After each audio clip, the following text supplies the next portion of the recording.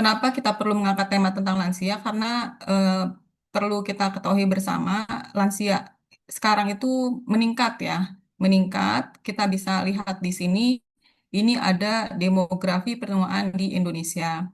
Nah, sekarang kita berada di tahun 2025 ya. Nah, ini jumlah lansia sekarang itu 12%, 12,50%.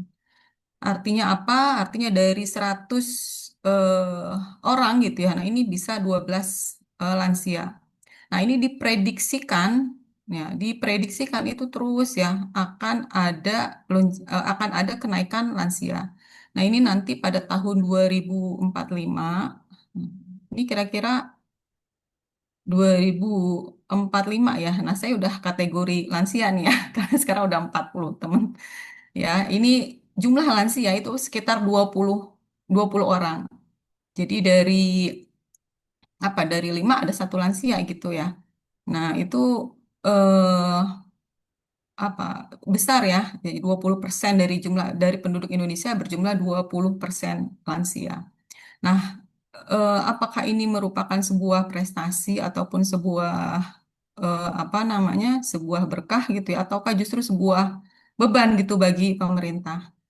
Nah, kenapa bisa juga meningkat jumlah apa namanya peningkatan usia lansia ini ataupun jumlah lansia karena memang disebabkan oleh peningkatan teknologi ya. Kalau dulu mungkin umur lansia tidak bisa panjang, nah sekarang lebih panjang. Kenapa? Karena salah satunya adalah kemajuan teknologi. Misalnya ada yang sakit jantung, nah sekarang sudah bisa apa itu dipasang ring gitu kan ya. Kemudian misalnya ada yang mengalami gagal ginjal, bisa cuci darah. Kemudian misalnya ada yang masalah apa misalnya ya gula gitu ya. Nah, itu kan bisa apa dengan minum obat ya untuk mengurangi gula tersebut dan bisa juga melalui amputasi misalnya sehingga bisa memperpanjang usia.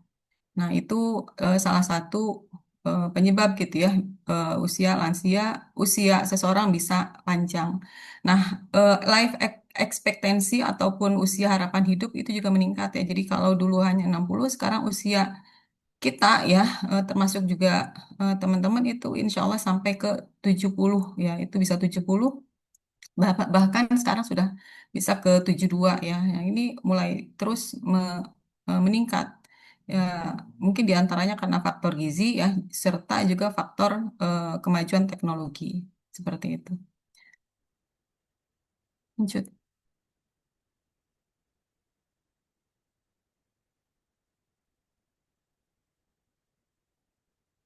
Nah, kita lihat berikutnya, ini ada presentasi lansia di Indonesia. Bagaimana sih lansia di Indonesia ini? Nah, ini kita bisa melihat jumlah lansia laki-laki dan perempuan kira-kira lebih banyak mana ya. Nah, ini kita bisa saksikan kalau yang laki-laki itu jumlahnya 47,80 ya. Jadi dari tadi 12%, nah itu 47%-nya itu adalah laki-laki dan 52,20% itu adalah perempuan. Sehingga bisa dikatakan jumlah lansia perempuan itu lebih banyak dibandingkan dengan jumlah lansia laki-laki. Nah, mereka berada di mana lansia tersebut? Nah, mayoritas itu ada di daerah apa ini yang hitam ya, di perkotaan ya. Dan 44,23% itu ada di pedesaan. Nah, kemudian kelompok umur mereka berapa sih? Jadi lansia itu sejak umur 60 itu sudah dikatakan lansia ya. Tapi lansia di sini lansia muda. Lansia muda ini sebagai mayoritas ya 63,29%. Ya, jadi paling banyak kategori lansia muda ya. Mungkin teman-teman bisa saksikan di lingkungan teman-teman ya itu kemungkinan usia 60 tuh udah banyak ya. Nah, termasuk mungkin bisa jadi orang tua teman-teman semua itu usianya 60-an. Nah, kemudian ada juga lansia madya, itu sekitar 28,11%.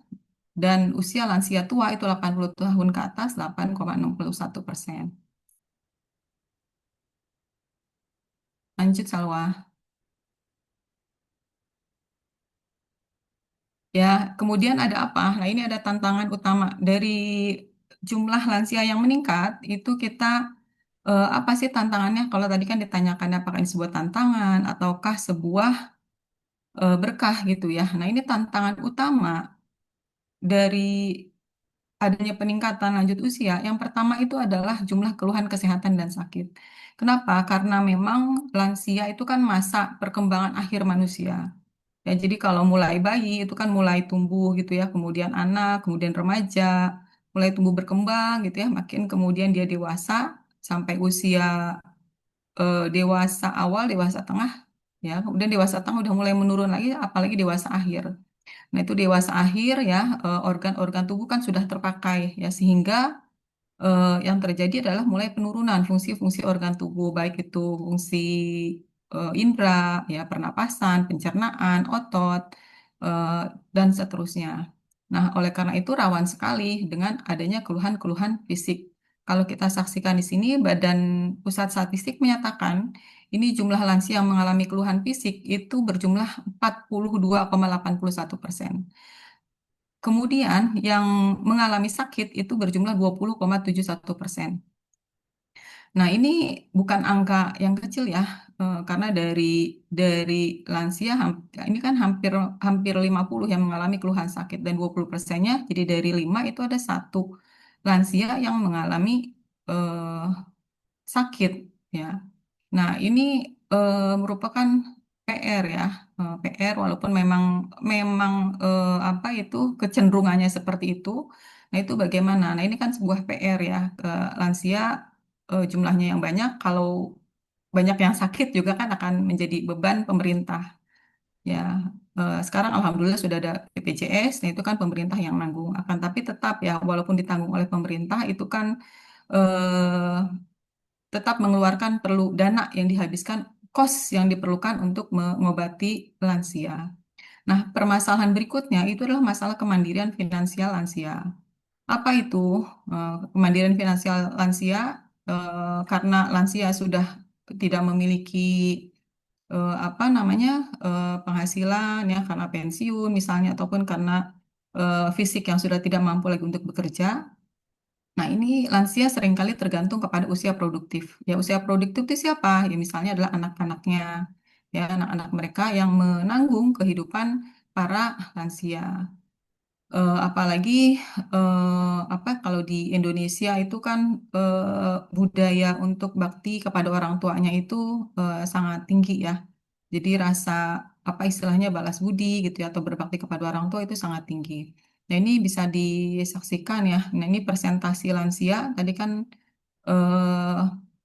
persentase lansia itu 12% ya jumlahnya ya. Nah, ini rasio ketergantungan lansia ini sebanyak 17% ya terhadap usia produktif. Ini meningkat ya, meningkat eh, terus ya. Kenapa? Karena mungkin ya lansia belum memiliki kemandirian finansial. Nah, ini tentu menjadi beban tersendiri bagi para usia produktif. Syukur gitu ya kalau misalnya usia produktifnya itu memang mempunyai rezeki yang lebih. Tapi kalau misalnya tidak, mungkin itu juga menjadi beban ya, beban kepada keluarga tersebut ataupun terhadap pemerintah. Sementara budget pemerintah pun juga terbatas. Ya, mungkin ada beberapa lansia yang menerima bansos gitu atau PKH. Tapi masih banyak lansia-lansia yang tidak memperoleh ya bantuan tersebut. Ya, jadi ini ya masalah kesehatan serta masalah kemandirian finansial, sebuah tantangan ya, dengan meningkatnya jumlah lansia yang ada di Indonesia. Nah, kemudian lalu bagaimana ya, bagaimana caranya mensiasati tantangan tersebut. Nah, ini kalau di dalam perspektif pekerjaan sosial kita punya namanya strength based approach ya, atau pendekatan yang berbasis kepada kekuatan. Nah, apa itu? Yaitu sebuah perspektif yang menekankan ya bahwa setiap orang, setiap kelompok, setiap keluarga, setiap komunitas itu memiliki kekuatan ya, memiliki kelebihan. Termasuk juga every community or environment ya, komunitas, lingkungan itu full terhadap resources. Nah, kemudian perspektif kekuatan ini berfokus pada cara klien mengatasi tantangan sepanjang hidup mereka dengan menggunakan berbagai keterampilan mengatasi masalah dan memecahkan masalah. Nah, kira-kira apa sih strength ya, strength yang dimiliki oleh lansia ini apa gitu ya. Nah, kan setiap teman-teman mungkin punya punya punya strength ya, punya kelebihan atau punya kekuatan atau punya kelebihan apa misalnya, oh dia mah orangnya ramah. Nah, itu bisa menjadi kekuatan. Misalnya juga oh dia memiliki mungkin kelebihan apa harta misalnya ya. Nah, itu kan menjadi strength-nya dia atau dia orangnya pintar ya, menjadi strength-nya dia. Oh, misalnya dia mudah bergaul. Oh, dia pintar dalam memanage media sosial, bikin konten creator dan seterusnya. Nah, itu masing-masing orang memiliki potensi. Nah, itu yang perlu ditekankan. Lalu kepada lansia, kira-kira strength-nya apa ya gitu ya. Oh, kalau lansia kan udah lemah kondisinya. Nah, tetapi kalau untuk pemberdayaan itu tentu kita melihat dari aspek strength-nya sehingga kita tidak eh, apa sehingga kita menggunakan strength ini dalam menangani masalah lansia tersebut. Kalau kita lihat dari data BPS, itu strength lansia itu adalah diantaranya adalah itu termasuk digital, ya, penggunaan smartphone, lanjut, next, ya. Jadi persentase lansia yang memiliki akses teknologi informatika dan komputer itu banyak ya. Teman-teman bisa saksikan di sini. Ini ada apa namanya penggunaan telepon seluler HP. Ya, kita bisa saksikan di sini banyak loh jumlah lansia yang memiliki smartphone itu berjumlah 50% ya dari jumlah lansia. Kira-kira banyak ya, berarti kan hampir setengahnya lansia ya itu memiliki smartphone, memiliki HP.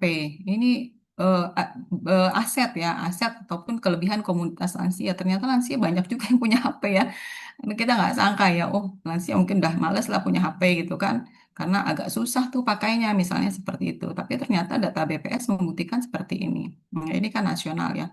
Nah, kemudian yang memiliki akses internet, nah ini juga berjumlahnya 26,42%. Ya, termasuk lumayan ya. Jadi dari yang punya HP dia memiliki 26,42%. Nah, sementara yang menggunakan komputer ini agak sedikit ya, 1,46% saja. Nah, tapi dari sini kita bisa saksikan bahwa eh, apa kelebihan ataupun strength lansia ataupun apa ya, kelebihan lansia Indonesia itu memiliki smartphone. Ya, lanjut. Nah, kemudian apa? Nah, kita bisa menggunakan strength tersebut ataupun apa kelebihan lansia dengan memiliki smartphone untuk sebagai sumber ya dalam pemberdayaan lansia. Jadi kita maksimalkan tuh, kita optimalisasikan penggunaan smartphone pada lansia. Supaya apa? Supaya lansia terpenuhi kesehatan fisiknya, kemudian psikologisnya, sosialnya, termasuk juga spiritualnya. Ya, jadi pemberdayaan di sini berarti memberikan kekuatan, ya, kesempatan dan kemampuan agar seseorang atau kelompok dapat menentukan, mengelola dan meningkatkan kualitas hidupnya secara mandiri. Ya, sehingga apa? Sehingga terciptalah successful aging. Successful aging itu apa? Aging well, ya.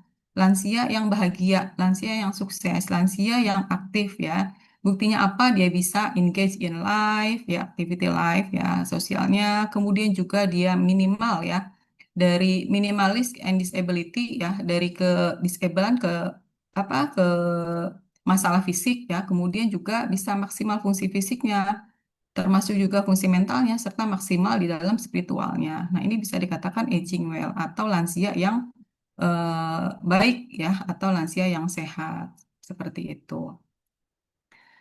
Nah, bagaimana caranya? Nah, ini kita bisa menggunakan smartphone ya dari berbagai aspek ya. Pertama, itu kita bisa memaksimalkan eh, apa? Memaksimalkan smartphone itu untuk meningkatkan kesehatan fisik lansia. Jadi kalau selama ini misalnya dia punya smartphone itu cuma buat telepon WA gitu ya. Nah, kita bisa maksimalkan smartphone-nya itu juga untuk mendukung kondisi fisik lansia atau orang tua kita. Melalui apa? Misalnya di sini ada aplikasi pengingat obat ya. Ada namanya MediSafe, ada juga MyTherapy.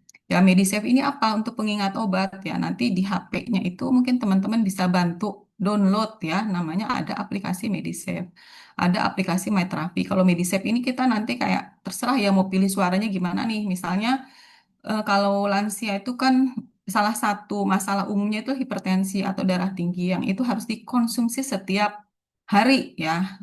Entah itu misalnya sehari, biasanya sih harus sekali. Atau yang perlu juga itu adalah antibiotik. Ya, antibiotik itu kan harus diminum sesuai sama waktunya. Ya, jadi kalau misalnya sekarang minum jam 7 setelah sarapan, ya itu idealnya besok itu jam 7 lagi. Besoknya jam 7 lagi. Sehingga apa? Sehingga dia bisa berfungsi secara maksimal. Ya. Oleh karena itu pentingnya on time dalam meminum obat. Nah, ini aplikasi ini sangat membantu ya untuk mengingatkan minum obat ya, karena obat itu sangat males ya kalau diingat-ingat, aduh obat lagi, apalagi kalau misalnya kayak minum hipertensi itu kan kalau udah kena itu kan harus apa seumur hidup ya harus minum obat hipertensi tersebut. Nah, itu penting sekali. Nah, di samping itu untuk meningkatkan kesehatan fisik lansia ada itu namanya telemedicine yang kita bisa manfaatkan. Dalam bentuk apa? Ini ada aplikasi namanya Halodoc ya. Mungkin teman-teman sudah ada yang pernah mencoba ya untuk konsultasi curhat ya. Curhat penyakit melalui Halodoc, misalnya sakit apa kok, misalnya kalau ke dokter males gitu ya kan di sini ada dokter umum ada, dokter spesialis ada, pesan obat pun misalnya udah tengah malam misalnya jam 2. Nah, ini Halodoc masih tetap bisa dia ya. Tetap bisa di apa kita bisa pesan dan bisa langsung datang. Nah, teman-teman mau ke spesialis apa juga bisa ya konsultasi dokter. Nah, ini adalah salah satu kelebihan apa smartphone yang bisa digunakan ya menggunakan telemedicine. Jadi orang tua misalnya ada apa keluhan-keluhan. Nah, itu mungkin kalau datang ke rumah sakit kan perlu ongkos ya. Nah, ini bisa ke Halodoc walaupun memang ini berbayar juga ya. Tapi kalau untuk memudahkan akses, misalnya sudah urgent, ini bisa ke Halodoc. Termasuk juga di sini ada obat ya, pesan obat buat janji ke rumah sakit juga bisa. Nah, berikutnya itu yang bisa diakses juga untuk mendukung kesehatan lansia adalah akses informasi. Ya, akses informasi kesehatan. Ya, bisa didukung di mana? Ya, tinggal di Google ya. Di Google ini kan banyak ya artikel-artikel yang terkait dengan misalnya bahaya tadi hipertensi apa ya. Nah, kalau misalnya tidak diminum seperti apa. Kemudian juga video edukasi kesehatan, yaitu banyak sekali ya termasuk juga senam lansia. Nah, senam lansia, jadi kalau misalnya datang ke komunitas itu males, atau misalnya cuma difasilitasi seminggu sekali, nah dengan adanya YouTube ya, itu bisa sehari sekali ya, setiap hari bisa dilakukan senam dengan melihat YouTube. Nah, karena senam ini kan sangat penting ya buat lansia karena untuk terciptanya apa menjaga sel-sel ya supaya tidak mati ya. Nah, itu supaya kemudian juga tetap apa itu oksigen ya, kemudian juga gerak tubuh ya otot-otot. Nah, ini sangat bagus ya. Ini dari aspek kesehatan fisik lansia. Nah, selain itu juga kita bisa mengakses untuk kesehatan psikologis lansia. Nah, melalui apa ya? Melalui hiburan ya. Jadi hiburan itu juga penting buat buat lansia. Dengan apa misalnya musik. Ya, musik kalau lansia sukanya apa ya kita sesuaikan ya. Jadi kalau lansia sukanya musik apa itu ada Haddad Alwi, siapa Maher Zain gitu ya.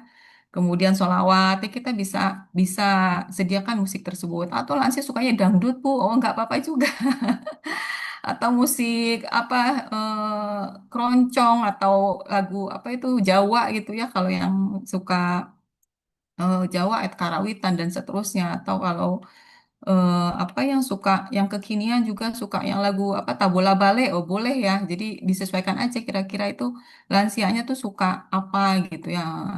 Nah, kemudian juga video ya, video komedi ya, eh, atau misalnya hobi, dia hobinya melihat traveling kemana gitu ya. Jadi kalau melihat Indonesia kayaknya kasihan gitu ya kan tambah stres. Nah, mungkin diajak traveling ke mana tapi via video ya. Diajak ke mana ke Jepang misalnya ya, ke mana New Zealand misalnya ke Singapura. Nah, itu yang suka traveling mungkin akan bisa membantu ya. Nah, ini video ini bisa macam-macam ya. Komedi yang lucu-lucu juga kan sekarang Banyak ya orang bikin konten kreator itu via IG juga kan ada juga ya. Nah itu bisa juga dioptimalkan supaya lansia tidak stres ya daripada bengong-bengong, apalagi misalnya habis ditinggal oleh pasangan, itu sangat kasihan. Jadi ini bisa dibantu untuk memberikan hiburan. Nah di samping itu dari aspek psikologis, lansia juga bisa diberikan smartphone itu bisa ditambah aplikasi Lumosity. Lumosity ini apa? Lumosity ini adalah sebuah aplikasi untuk game ya, games yang untuk merangsang aktivitas otak ya supaya tetap aktif otaknya ya. Ini di sini bisa tentang recall information ya, ada attention, ada flexibility, ada problem solving, termasuk juga itu kayak Tetris gitu-gitu ya, itu juga pokoknya merangsang otak itu bagus untuk lansia. Nah, itu kan sekarang sudah ada di HP ya. Jadi kalau di games itu banyak mungkin bisa dipilih-pilih ya, diselektif yang kira-kira bisa mendukung lansia tentunya nggak terlalu sulit ya. Nah, kemudian ada juga ya dengan HP itu ada mindfulness. Mindfulness tuh eh, kayak semacam salah satu bentuknya adalah meditasi. Ya, ini ada aplikasi Headspace, ada aplikasi Calm, bisa juga sebenarnya di YouTube juga ada ya melalui HP itu juga ada. Nah, memangnya penting Bu mindfulness, penting banget ya. Jadi bukan hanya untuk kita aja, ya kita aja yang muda penting tuh. Ya, jadi kalau teman-teman ada yang stres, mahasiswa baru misalnya, aduh stres, misalnya saya belum punya teman, misalnya ya, aduh saya stres kok tugasnya banyak banget, aduh saya stres harus berangkat pagi-pagi, saya harus ya macam-macam. Nah, itu perlu mindfulness supaya apa? Rilis stresnya. Nah, termasuk juga lansia. Perlu juga mindfulness ya atau apa itu salah satu bentuknya adalah meditasi. Kenapa? Nah, di sini disebutkan ya mindfulness for elderly itu untungnya apa? Mindfulness focuses on the interconnection of mind and body. Nah, jadi mindfulness itu, yang fokusnya itu adalah kepada mind. Mind itu pikiran ya. Karena bodinya kan sudah mulai menurun fungsinya. Nah, itu kalau dia mikirin bodinya, aduh bodi saya sakit ini, sakit ini, sakit ini, maka yang muncul kan sakit terus ya. Tapi kalau dikembalikan kepada main ya supaya oh saya bersyukur misalnya budi saya udah bekerja selama 60 tahun gitu ya sehat sehat sehat sehat gitu ya. Nah itu di mindfulness di apa tenang gitu ya supaya tidak stres. Nah itu penting ya mindfulness itu. Nah, termasuk juga misalnya mindfulness itu untuk apa mempowering lansia ya karena sudah banyak difficulties ya kesulitan-kesulitan mau jalan keluar susah, ini susah gitu ya.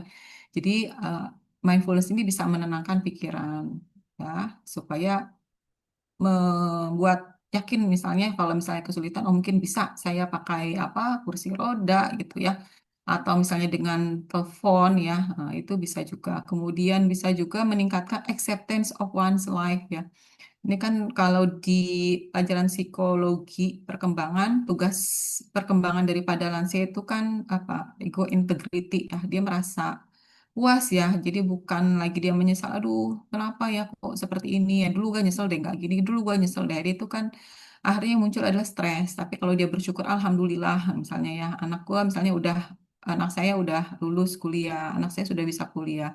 Semuanya itu adalah sudah dijalani dan dia bersyukur dengan hal itu ya. Jadi dia merasa puas, dia bersyukur. Nah, mindfulness juga itu salah satu bukan treatment ataupun pengobatan yang sifatnya kimia gitu ya. Itu adalah obat yang sifatnya non pengobatan ya. Jadi lebih ke apa? Menenangkan pikiran. Karena psikologis itu penting ya. Karena kalau psikologis ataupun stres itu bisa mempengaruhi kondisi fisik yang lain. Ya, jadi kalau lansianya stres itu bisa juga kondisi fisiknya bisa bertambah stres. Makanya kesehatan psikologis lansia perlu dijaga. Salah satunya dengan mindfulness ini. Nah, terus apa lagi yang bisa dilakukan di smartphone? Itu ini ya mungkin salah satu yang paling apa ya? Mungkin yang paling dikenal gitu ya social engagement pada lansia. Nah, ini kemungkinan kan kalau punya HP, kemungkinan akan juga punya ada WhatsApp ya di kalau di Indonesia itu ya. Nah, ini WhatsApp juga diberdayakan, bisa video call ya. Video call siapa? Ya video call cucunya, video call teman-temannya. Nek kalau misalnya iseng bisa video call ya. Nggak apa-apa Nek gitu ya. Misalnya video call temennya gitu seru kan udah lama nggak ketemu video callan gitu ya. Mungkin awalnya males lah atau apa, tapi ketika di support gitu ya. hmm, bisa melakukan video call lebih intens ya.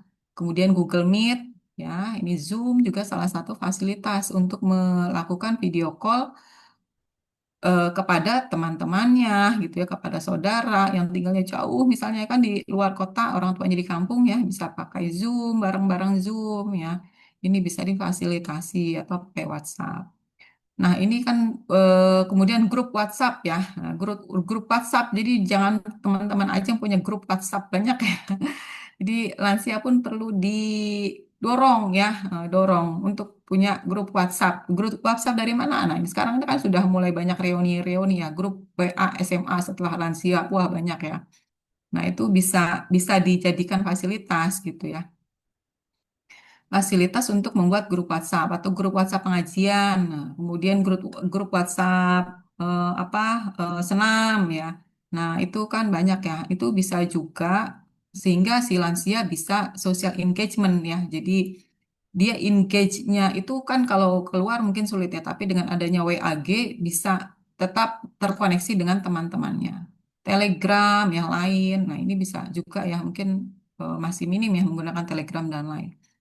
Nah, kemudian di samping itu ya perlu juga didorong lansia untuk memiliki media sosial ya. Mungkin kalau zaman yang baby boomers mungkin masih pakai Facebook ya.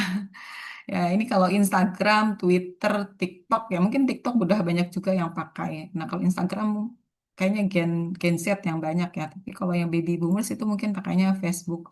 Nah, itu nggak apa-apa. Mereka gunakan Facebook itu ya untuk upload kegiatan misalnya. Nah, ini eh, apa? Saya pernah mengadakan sebuah penelitian ya. Jadi apakah ada hubungan penggunaan media sosial sebagai alat komunikasi dengan kebahagiaan lanjut usia di Indonesia? Ada ternyata ya. Ini surveinya sifatnya nasional, jadi se-Indonesia. Eh, nah, ini menemukan gitu ya bahwa orang lansia yang menggunakan media sosial ternyata memiliki kebahagiaan yang lebih tinggi. Ya, mungkin bisa dianalisis dengan media sosial, mereka bisa berinteraksi kan dengan teman-temannya, dengan anggota keluarganya ya. Nah, itu bisa meningkat kebahagiaan lanjut usia. Seperti itu ya. Jadi teman-teman bisa memaksimalkan nih ya dengan smartphone untuk lansia bisa lebih berinteraksi sosial, apalagi yang kesepian kan. Kesepian, jadi dengan adanya fasilitas smartphone itu dimaksimalkan untuk tetap eksis ya di dunia sosialnya.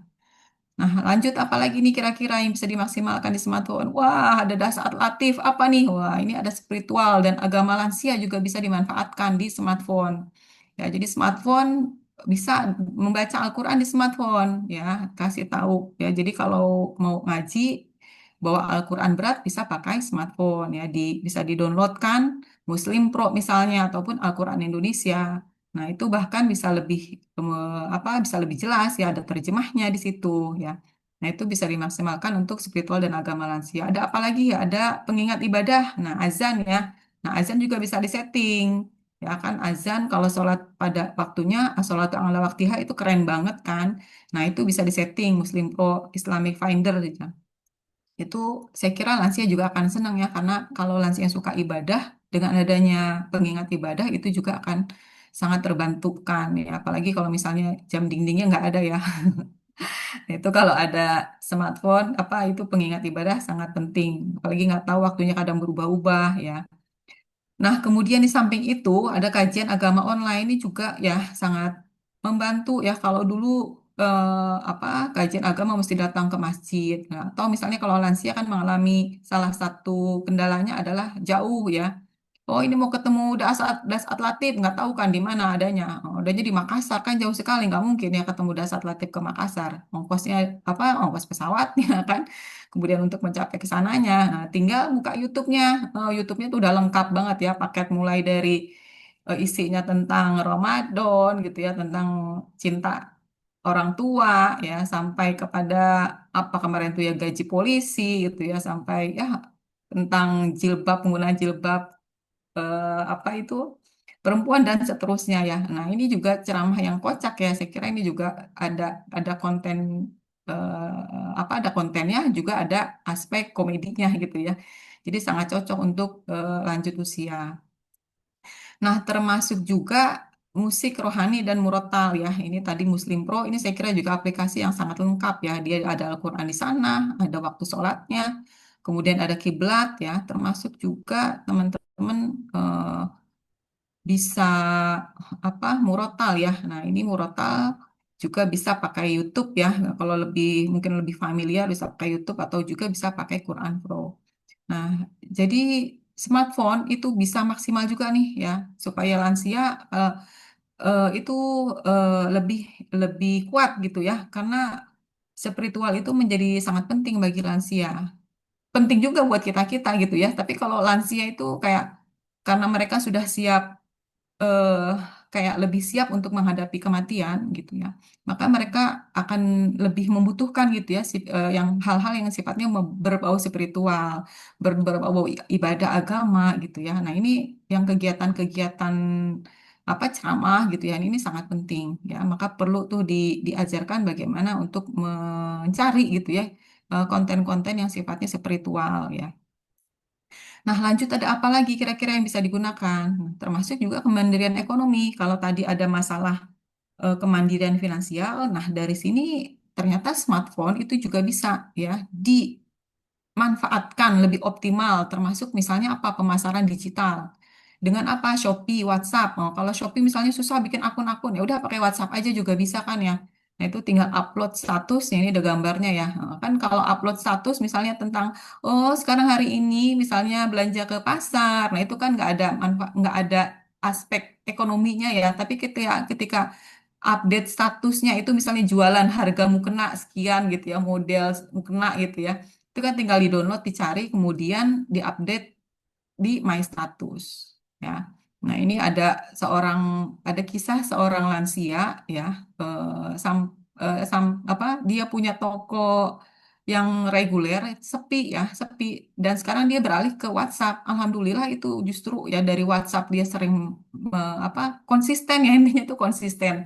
Konsisten setiap hari harus upload pokoknya ya. Kalau misalnya kelebihannya di jualan produk baju, ya udah baju gitu ya. Misalnya dan konsisten jualan produk makanan, ya udah makanan gitu ya. Nah, itu harus konsisten.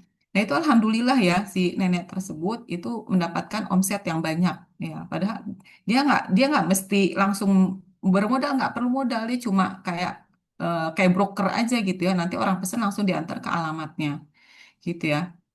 Nah, itu perlu konsistensi ya. Nah, kemudian ada juga akses informasi belanja hemat ya. Jadi untuk mendukung kemandirian ekonomi lansia bisa kan di Tokped. Nah, kalau atau di Shopee, nah itu kan bisa cari nih harga yang paling murah, kira-kira harga beras ya atau harga sabun ya, itu berapa juga di Indomaret. Nah ini kan bisa menghemat ya. Kalau misalnya nggak bisa mencari apa itu keuntungan, mungkin bisa dengan pembelanjaan yang hemat, ini sudah membantu ya pengeluaran keluarga. Nah, apalagi misalnya kalau di apa itu marketplace online suka ada ya, kalau angka sama ya 12 12 misalnya. Nah, itu suka ada promo lebih, bener nggak sih? Bener ya? Bener ya, Salwa? Betul Bu, betul. Betul ya, betul banget gitu ya. Eh, Waktu itu saya sempat mau beli buat apa buat anak saya ya itu lumayan loh itu apa selisihnya ya. Misalnya beli laptop gitu ya. Nah, itu kan bisa selisih eh sekitar 5 juta, lumayan. Tunggu besok aja ya, ternyata selisihnya bisa segitu. Lumayan lah ya intinya ya. Nah ini bisa, tapi nggak juga jangan boros gitu ya. Jadi gara-gara tanggalnya sama ya nggak perlu dibeli juga ya itu justru bukannya malah hemat ya, tapi malah boros ya. Jadi tetap harus menyesuaikan dengan kebutuhan ya. Nah, juga termasuk ya transaksi perbankan online. Jadi nggak perlu tuh kalau dulu beli listrik, oh mau kemana? Mau beli listrik dulu gitu ya. Nah, sekarang udah cukup pakai GoPay misalnya kan, atau pakai aplikasi mobile banking. Nah, itu kan udah bisa transaksi bank, kemudian pembayaran, atau yang lebih sering misalnya lansia nggak punya makanan bisa melalui Go apa namanya? GoFood ya, GoFood. Jadi bukan teman-teman aja yang perlu GoFood ya, lansia juga perlu GoFood. Jadi kalau misalnya apa mencari daripada misalnya masaknya itu susah gitu ya, mungkin sekali-kali nggak apa-apa pakai GoFood ya.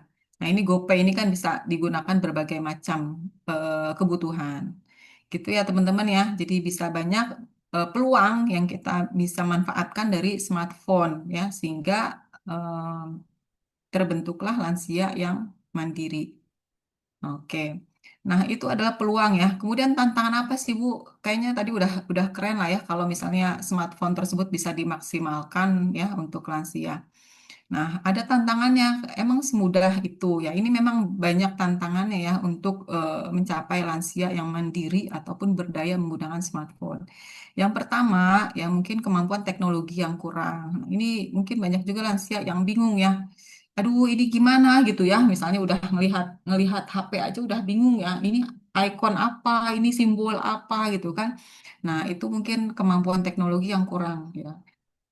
Sehingga apa? Perlu pembelajaran atau perlu familiarisasi, sosialisasi bagaimana fungsi fungsi HP tersebut. Nah, kemudian ada hambatan fisik. Aduh, udah lansia, Bu. Gimana, Bu? Penglihatannya aja sudah susah misalnya ya.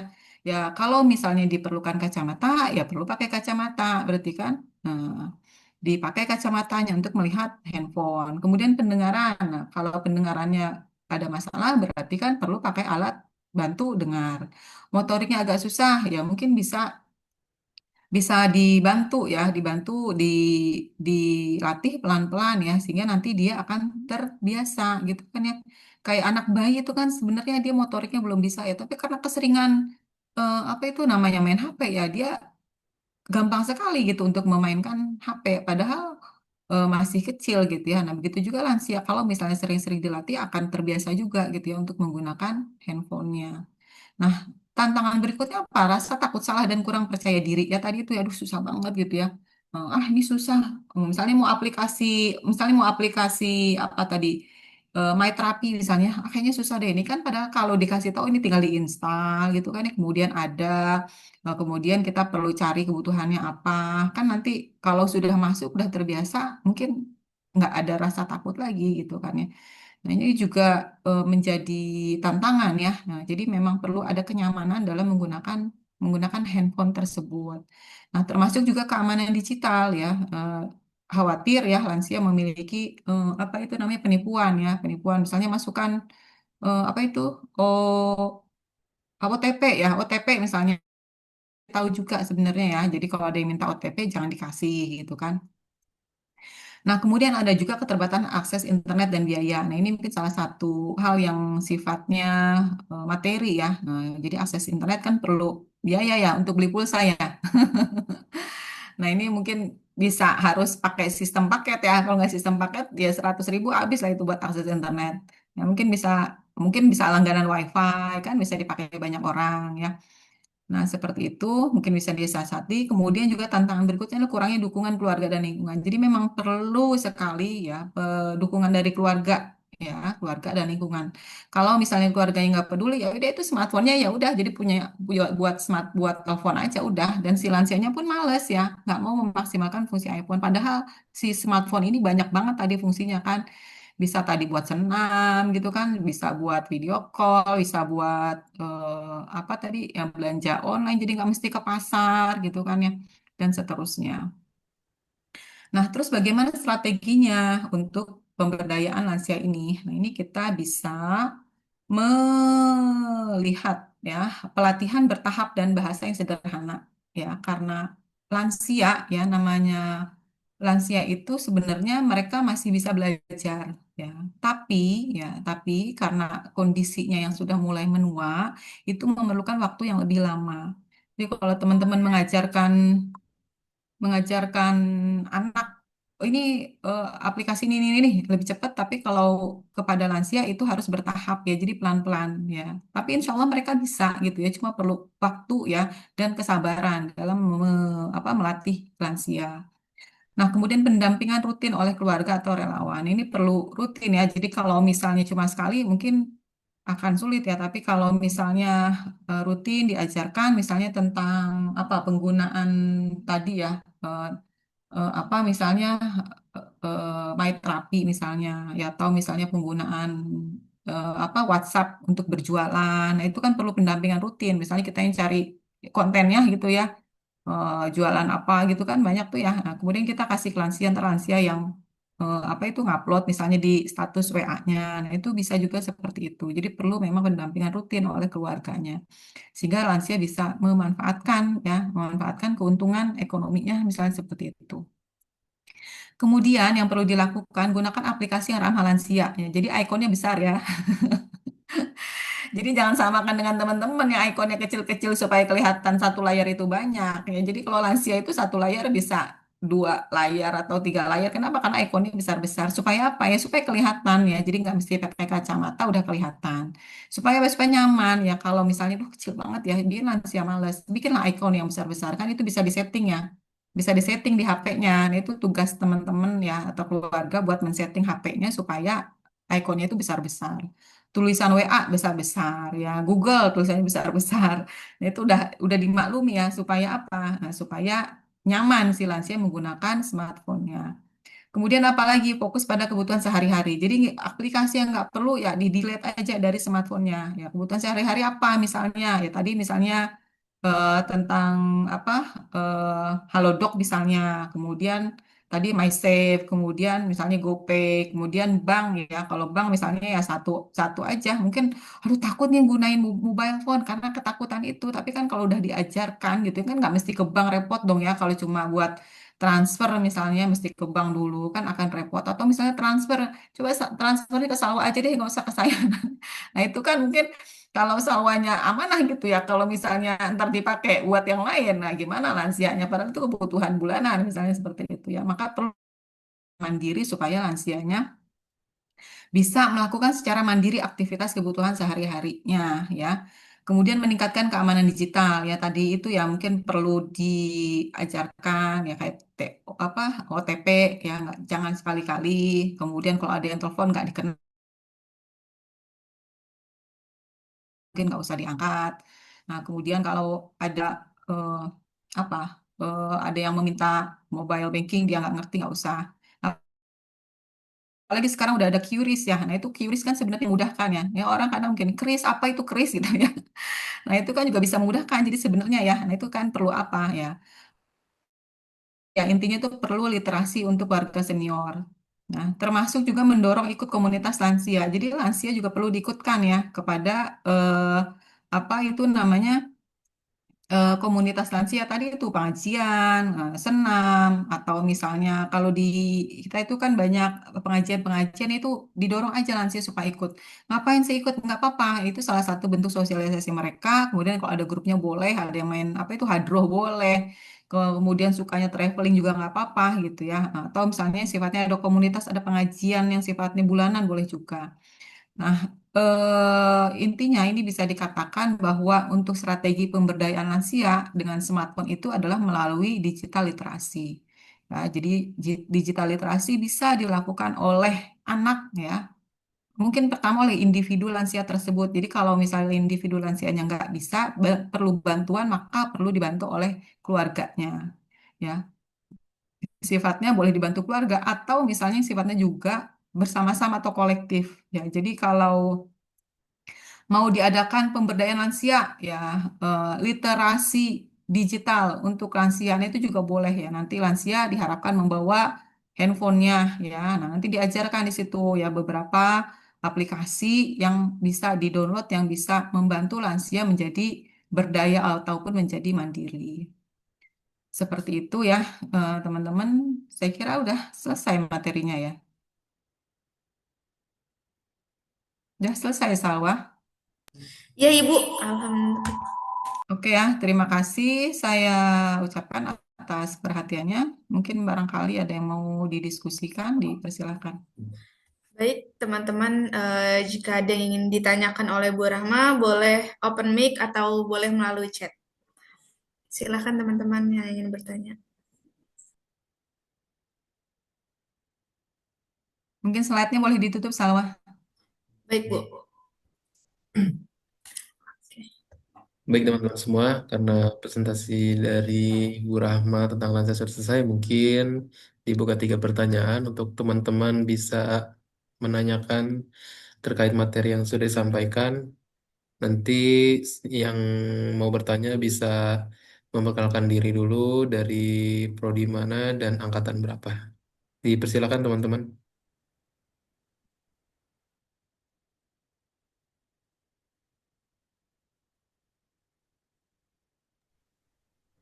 Ibu, kalau dari saya mau nanya boleh nggak?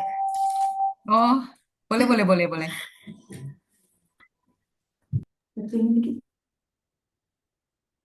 Nah, Ya, Salwa, Ibu, silakan. kan kebetulan maksudnya saya masih ada tinggal satu nenek gitu ya. Nah, beliau tuh maksudnya juga megang HP. Nah, kadang tuh informasi yang masuk ke handphone itu kayak langsung apa ya Bu, serap langsung gitu loh. Jadi apa ya? Langsung ditelan mentah-mentah. Nah, jadi itu kitanya yang dikasih tahu oleh nenek kita jadinya bingung kayak misalnya ini tuh sebenarnya asli atau palsu sih. Nah, caranya ngasih taunya kalau misalnya jangan setiap informasi ditelan mentah-mentah itu gimana ya Bu? Hmm. Gitu Kalau aja. neneknya Salwa suka mengkonsumsi apa? Maksudnya, Paling eh, hmm? handphonenya paling yang dibuka kayak WhatsApp sama bukan Oh, TikTok, lebih ke YouTube Bu. ya, oke, oke. Mm-mm, lebih ke YouTube Short gitu-gitu Bu. Ya, oke ya. Eh, Makasih Salwa ya atas pertanyaannya. Ini mungkin perlu kayak semacam cross check gitu ya, di cross check kembali. Kalau misalnya informasinya itu penting banget ya, bisa di cross check ke situs yang formal ya, situs yang formal. Atau misalnya itu, oh itu hoax atau enggak ya, tadi udah bagus ya, bisa nanya ke anaknya, ke keluarganya. Ya ini kira-kira bener nggak ya gitu. Nah, eh, kalau misalnya ya informasi tersebut sampai mengganggu ya, mengganggu artinya kok mengganggu pikirannya gitu ya, mengganggu psikologisnya. Nah, itu mungkin perlu dicek ya, perlu dicek kira-kira itu eh, apa maksudnya yang dilihat oleh si nenek itu apa sih gitu ya. Karena kan kalau di media sosial itu kan kayak semacam YouTube ya atau IG itu kan ada algoritmanya ya. Jadi kalau misalnya keseringan, misalnya sering nontonnya eh apa? Misalnya nenek suka sering nontonnya itu Dasar Latif, nah kan itu yang sering muncul di situ kan Dasar Latif kan ya algoritmanya kan seperti itu kan yang muncul terus gitu ya. Kalau kita buka Adi Hidayat akan muncul Adi Hidayat terus ya. Tapi kalau misalnya yang ditonton misalnya masalah apa itu sekarang kan masalah bencana alam ya. Kalau kita sering mengklik masalah bencana yang di Sumatera itu kan akan muncul terus. Nah, itu mungkin perlu dicek ya kalau misalnya apa itu perlu di stop kan bisa kalau di YouTube itu di stop history ya yang kira-kira yang kita nggak suka itu di stop. Itu supaya apa? Supaya memblok ya, memblok jangan sampai hal-hal yang negatif itu mengganggu si nenek gitu ya. Jadi ya perlu bantuan keluarga untuk mencek eh, apa yang dikonsumsi oleh si nenek tersebut. Terus juga kalau misalnya itu ya tadi benar ya, Nek jangan semuanya ditelan mentah-mentah. Jadi perlu dicek kembali. Cara mengeceknya itu bisa dilihat di apa sumber-sumber media sosial yang formal ya, misalnya kayak kompas.com kan itu formal. Eh, Kemudian bisa juga mungkin dicek ke keluarga ya apakah kebenaran dari berita itu benar nggak sih gitu ya. Jadi kalau kemudian mungkin kita bisa sarankan nih kalau YouTube ini kayaknya kurang penting nih emang ini merasa manfaat gitu ya. Nah, enggak sih ya udah nih atau nggak usah gitu ya. Mungkin ya kita bisa sarankan mending nonton ini nih nih lucu nih Dasar Latif nih misalnya kayak gitu kan ya.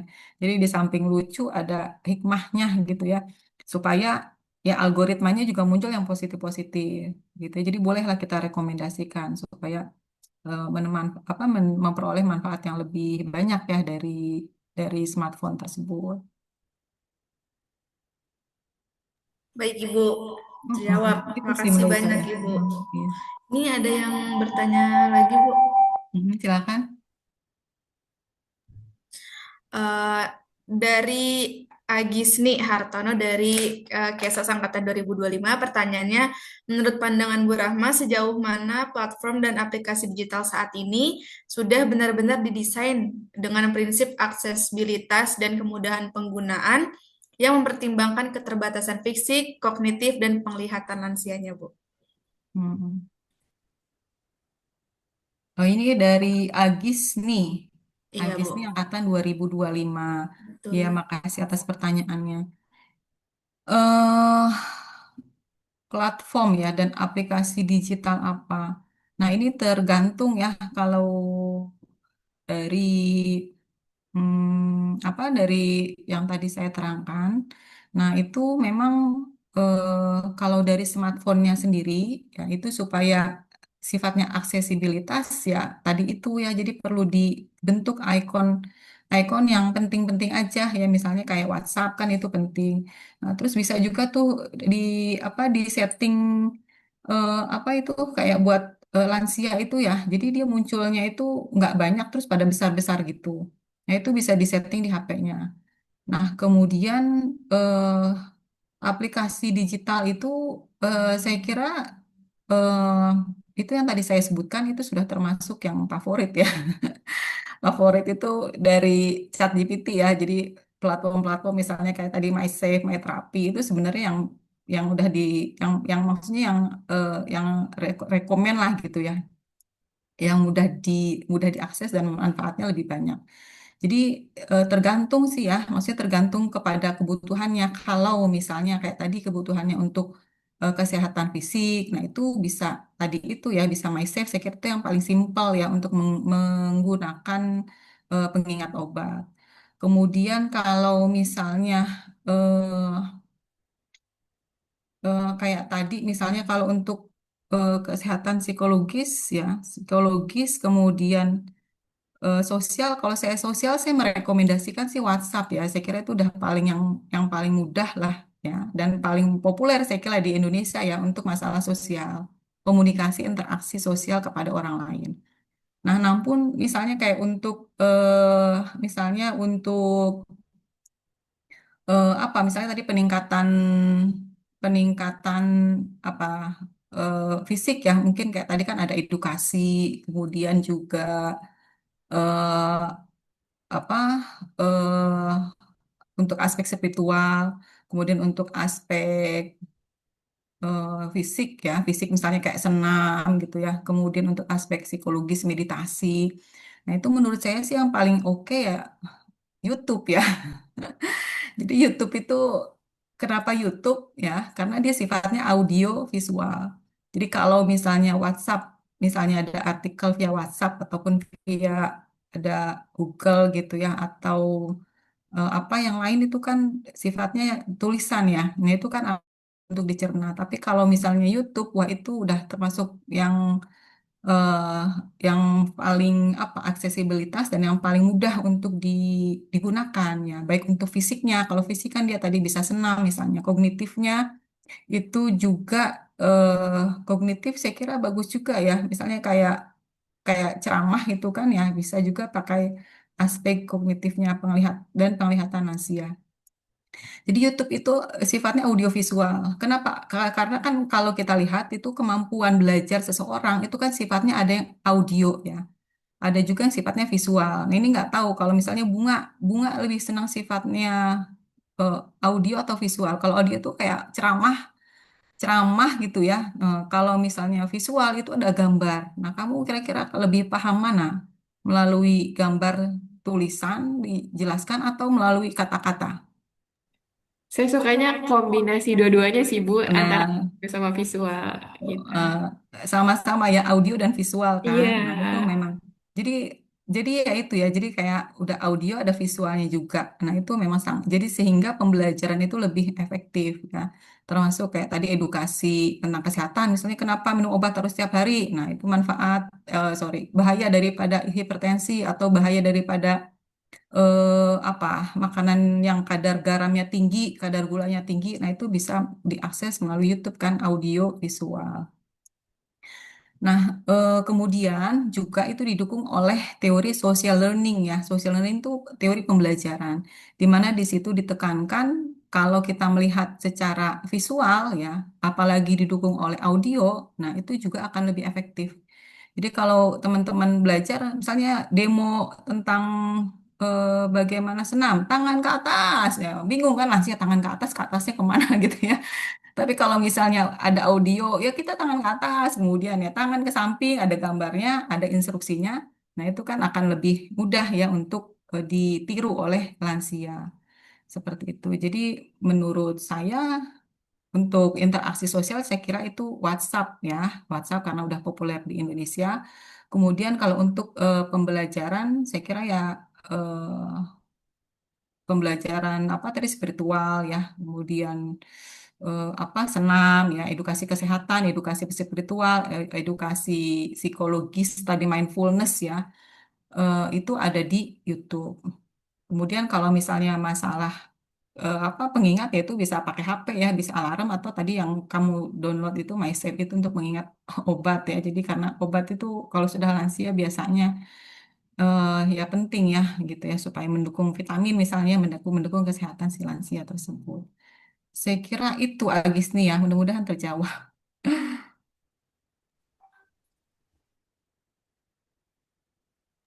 Baik, Bu Rahma, terima kasih untuk Agis Nihartono. Apakah sudah terjawab? Insya Allah sudah ya. Nah, teman-teman, ada yang ingin ditanyakan lagi ke Bu Rahma?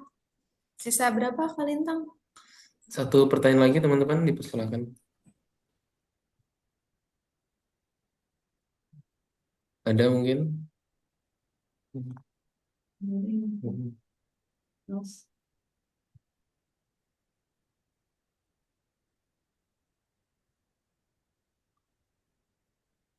Hmm, Sembari teman-teman menyiapkan pertanyaan, mungkin bisa mengisi Give form yang ada di chat untuk pembuatan sertifikat yang saya kirimkan ini.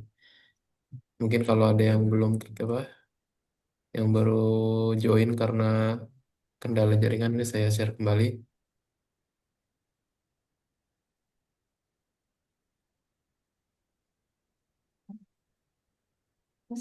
Bentar.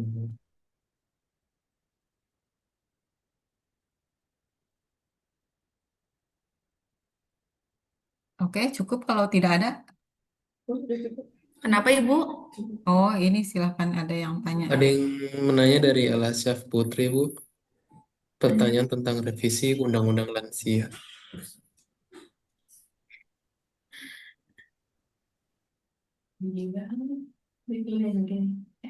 Oh ya, ini dari Ella Syaputri. Ya, makasih pertanyaannya. Jadi ini memang masalah lansia perlu apa ya? Perlu diadvokasi lebih jauh lagi ya.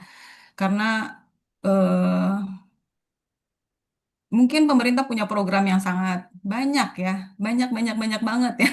Tapi nggak tahu ya untuk program Prabowo saat ini, saya melihatnya itu kayak pemerintah kayak lebih fokus kepada apa?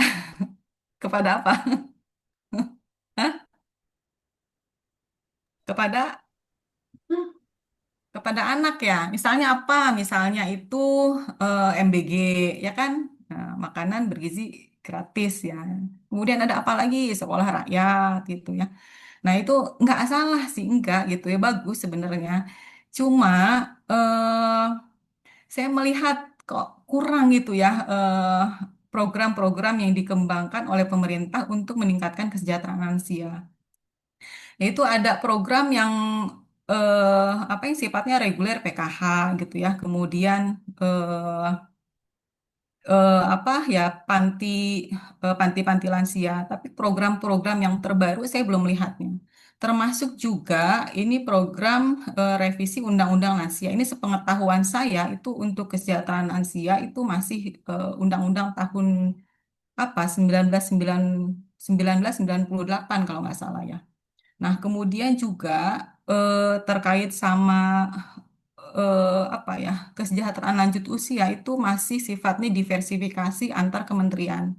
Misalnya eh, di Kemensos itu dia punya program namanya program atensi ya, asistensi rehabilitasi. Kemudian di Kemenkes itu ada program Posyandu Lansia. Kemudian ada di program eh, apa Kementerian Kependudukan dan apa itu ya, BKKBN itu ya. Nah, itu juga ada program namanya Lansia Tangguh. Ya, jadi memang program-program lansia ini masih sifatnya diversifikasi, belum ada sifatnya yang sama, yang bareng-bareng gitu ya. Sehingga apa? Sehingga penanganan lansia pun itu tidak menjadi komprehensif. Ya, misalnya apa? Misalnya posyandu lansia ya udah menangani masalah kesehatan aja. Nah, terus juga kalau di Kemensos itu lebih fokus kepada lansia yang sudah tidak tidak apa lansia yang rentan ya lansia yang rentan sehingga lansia-lansia yang sifatnya masih produktif gitu ya masih sehat itu kurang mendapatkan perhatian.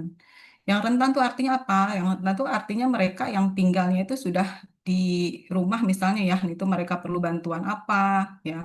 Atau juga misalnya lansia yang di panti. Nah, itu lansia-lansia yang masih mandiri itu kan sebenarnya perlu diperhatikan juga ya. Bagaimana mereka supaya tetap sehat tuh seperti apa gitu ya. Nah, itu mungkin eh, apa ya, yaitu mungkin perlu perhatian lagi gitu ya kepada pemerintah supaya masalah lansia juga diperhatikan gitu ya. Ada program-program yang lebih banyak ataupun misalnya program yang ada tapi lebih dimaksimalkan gitu ya budgetnya ataupun jangkauannya sehingga dengan bertambahnya populasi lansia seharusnya ya diperluas juga gitu ya budget serta program-program yang dapat meningkatkan lanjut usia. Saya kira itu ya eh, siapa Ella Syahputri ya. Jadi memang perlu ada peningkatan revisi Undang-Undang Lansia itu saya kira belum dibahas ya baru sampai mana itu terus ya karena ada yang lebih mungkin lebih memiliki kepentingan mendesak atau apa ya sehingga revisi Undang-Undang Lansia belum dilakukan.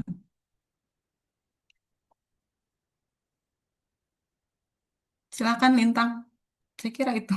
Oke, baik. Semoga menjawab. Mungkin sudah cukup dari Kaela. Mm-mm.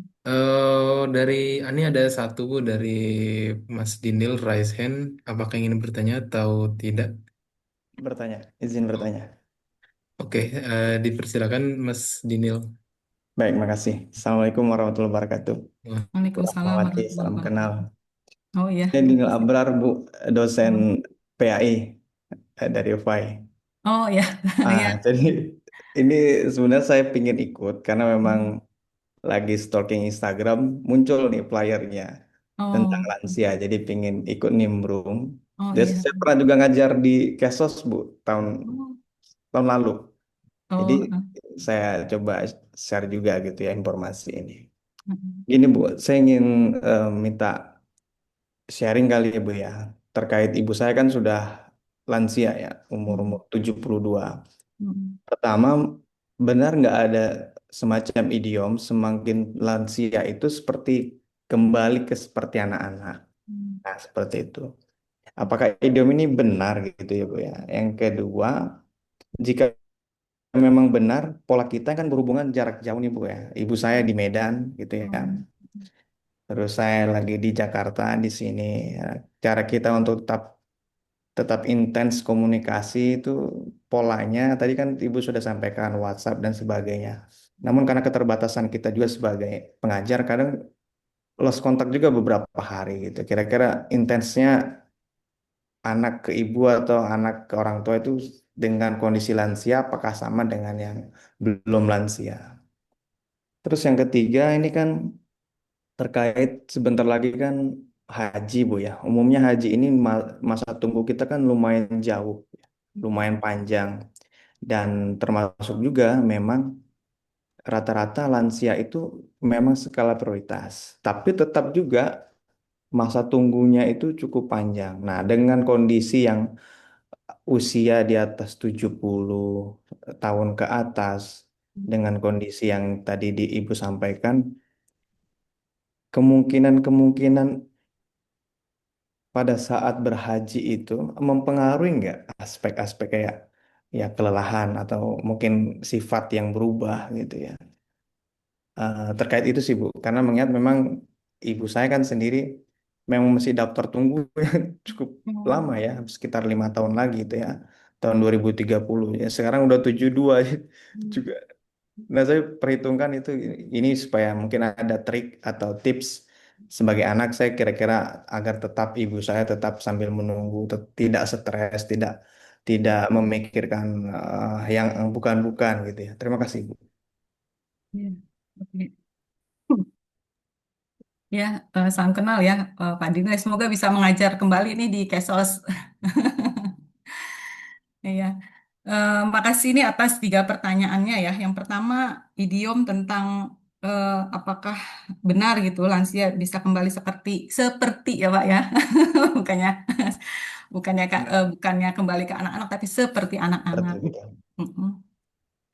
Nah, ini kalau kita belajar tentang psikologi perkembangan, itu memang kalau dari mulai bayi itu kan memang dia masa pertumbuhan dari asalnya mungkin nggak bisa gitu ya, terus tumbuh kembang, kemudian remaja tumbuh hormon-hormon ya, kemudian dewasa awal itu sekitar 30 tahun itu masa puncak-puncak primanya manusia gitu ya. Nah, mungkin usia 40 ya dewasa tengah itu dia udah mulai menurun lagi tuh ya. Nah, mungkin udah mulai menurun kemudian usia 60 nah itu sudah tambah menurun lagi. Apanya ya fungsi-fungsi terutama adalah fungsi-fungsi organ tubuhnya ya, fungsi fisiknya. Nah, kemudian itu kalau dari eh, apa ya kalau misal karena fungsi organ tubuhnya itu mulai menurun nah itu maka akan melemah kembali ya kalau misalnya pada masa anak-anak apa masa bayi mungkin itu kan mulai proses peningkatan ini penurunan nah mungkin bisa fungsi fisiknya bisa bisa bisa nggak berfungsi lagi gitu ya nggak maksimal lagi misalnya seperti ya kayak pendengaran gitu ya kemudian penglihatan, kemudian misalnya ya kalau pipis misalnya udah mulai susah dikontrol gitu ya. Nah mungkin ada beberapa aspek gitu ya yang bisa mirip dengan anak ya. Karena misalnya ya kalau karena itu dari faktor fisik ya, kalau dari faktor dari faktor psikologis, nah itu tergantung ya kepada si lansia tersebut. Karena kalau dari aspek psikologis itu kan ada namanya ego integrity ya, ada lansia yang memang dia itu kayak bahagia gitu ya. Nah, bahagianya itu dia bisa rasa bersyukur ya.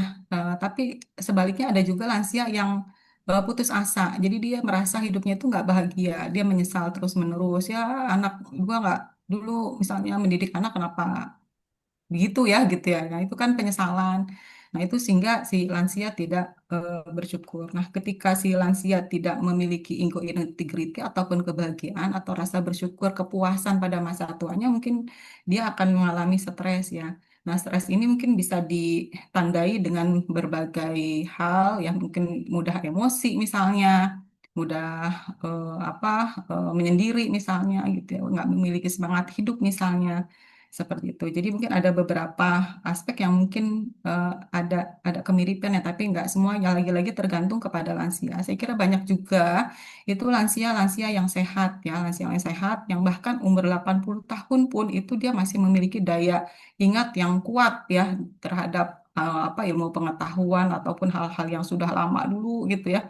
Nah, itu juga salah satu resepnya juga live review.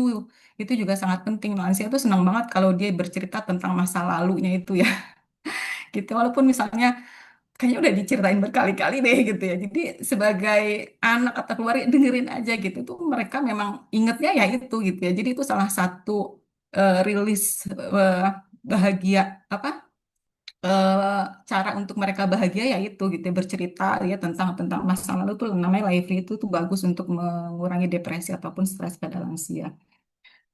Nah, eh, kemudian tadi dari aspek spiritual, saya tadi sudah sampaikan juga menjadi sangat penting ya. Jadi coping stresnya lansia juga dengan apa itu dengan spiritual. Jadi kalau lansia memiliki spiritual yang tinggi itu sangat bagus ya, sangat apa salah satu mekanisme self apa untuk menangani stresnya itu dengan spiritual, dia mengaji, dengan baca Al-Quran, misalnya dia kesepian gitu ya, kemudian misalnya tadi mendengarkan ceramah-ceramah, kan kalau orang yang senang sama pengajian itu biasanya senang dengerin ceramah juga gitu ya Pak. Kecuali kalau yang nggak senang sama agama itu biasanya, aduh apa sih nih bosan gitu ya, mending jalan-jalan terus ya. Tapi kalau biasanya yang senang sama agama itu dia kayak enjoy gitu ya. Apalagi misalnya dengerin Adi Hidayat, apa siapa Oki gitu ya. Kalau misalnya itu kan terinspirasi malah justru untuk memperkuat agamanya itu, termasuk juga misalnya masalah-masalah kesepian, masalah yang lainnya itu bisa dengan melalui spiritual agama itu. Saya kira itu kemudian masalah komunikasi. eh, saya yakin sih Pak Dinil mungkin udah bagus ya komunikasinya dengan orang tua gitu ya. Tapi mungkin gimana caranya supaya kayaknya pengen lebih deket lagi deh gitu kan sama emak gitu ya. Heeh. Nah, ya mungkin kayak mungkin ya kalau misalnya bisa diusahakan bisa di jadwal gitu ya. Mak ini mungkin saya akan telepon setiap hari Sabtu, Minggu karena kosong misalnya gitu. Jadi si emak ntar kayak udah nunggu, oh ya nih kayaknya, waduh seneng banget ya tuh kayak kalau ditelepon sama anak. Saya juga ngerasain padahal belum tua ya. Kita mungkin bisa dijadwalkan, ya syukur-syukur misalnya pakai video call gitu ya, nggak hanya telepon aja. Ya. Nah itu mungkin bisa melalui itu ya kan apa ya, ya tadi itu ya supaya sosial lansia dengan anak interaksi sosial tetap. Kemudian juga dari aspek psikologis itu kalau apa apa dengan anak itu kan biasanya ada hubungan yang lebih apa dekat gitu ya sehingga bisa meningkatkan kebahagiaan lansia. Kemudian pertanyaan tentang haji ya, ini memang mungkin dilema juga ya pemerintah ya Pak ya, Dilema, Pak. Betul. dilema ya, Sangat dilema. dilema karena ya karena antusias haji orang Indonesia itu kan tinggi banget ya. Oh, jadi walaupun misalnya udah tua gitu ya, karena mungkin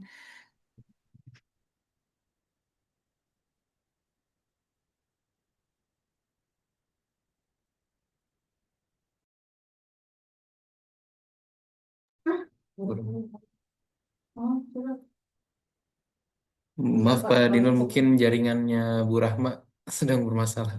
Ya, oke, nggak apa-apa, Mas. Teman-teman yang belum mengisi Giveform bisa mengisi kembali Giveformnya untuk mendapatkan e-sertifikat. Jangan lupa untuk mengisi yang saya sudah kirimkan. Sebentar ya teman-teman, sedang dikomunikasikan Bu Rahmanya.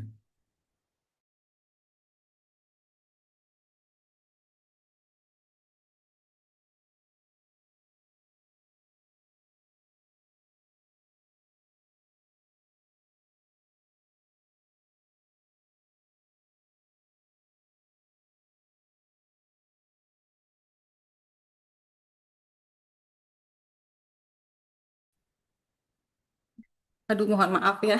Iya, udah bisa kok, Bu. Iya, saya nggak tahu ini kendalanya dari mungkin. Iya mungkin itu ya. Jadi perlu dipastikan perlu ada pendamping setiap lansia yang mungkin udah apa, memiliki kesulitan untuk mobilitas gitu ya, terutama masalah haji. Tapi kalau misalnya pun ya sudah tidak tidak memungkinkan gitu ya, mungkin bisa dibadal gitu. Kalau nggak salah pahalanya sama ya Pak. Bisa dibadal haji. Dibadal haji bisa daripada misalnya itu apa ya, maksudnya menyulitkan si lansianya tersebut gitu kan ya, kemudian juga keluarganya mungkin akan kepikiran kalau misalnya nggak ada pendamping, kan pendamping bisa dari keluarga atau bisa dari petugas haji atau bisa juga dari jamaah. Tapi kalau misalnya itu sangat sulit pun dan sementara lansia apa pengen banget haji ya mungkin bisa dibadal diganti dengan keluarganya ataupun orang lain. Saya kira itu Pak Dinil ya. Terima kasih, Bu. Terima kasih. Ya, makasih juga sama-sama. Terima kasih Pak Dinil dan teman-teman yang sudah bertanya. Semoga pertanyaan yang sudah ditanyakan semua sudah terjawab ya. Mungkin bisa saya balikan ke moderator untuk kembali memberikan kesimpulan dari webinar ini.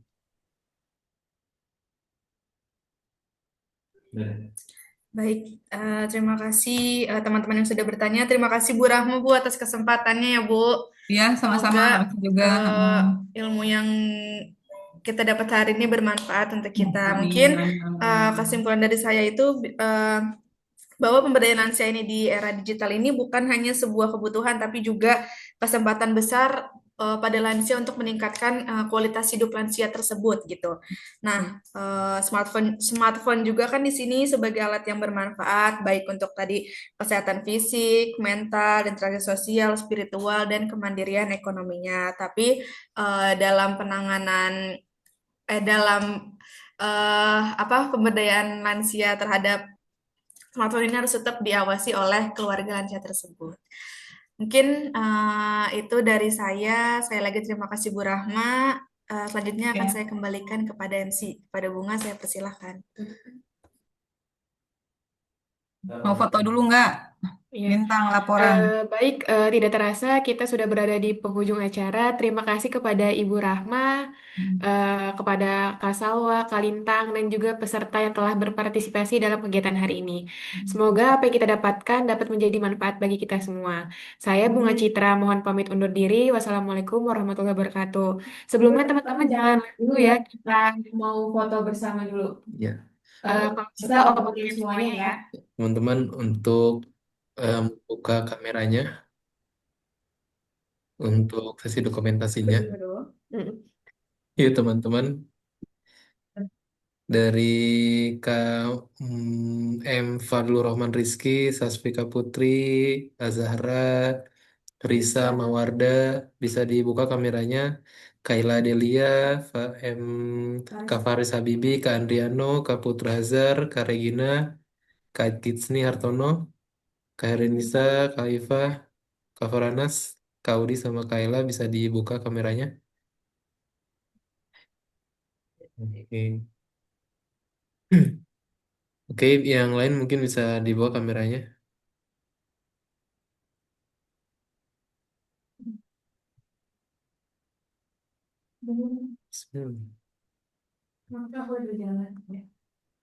Oke, yang bisa saja ya,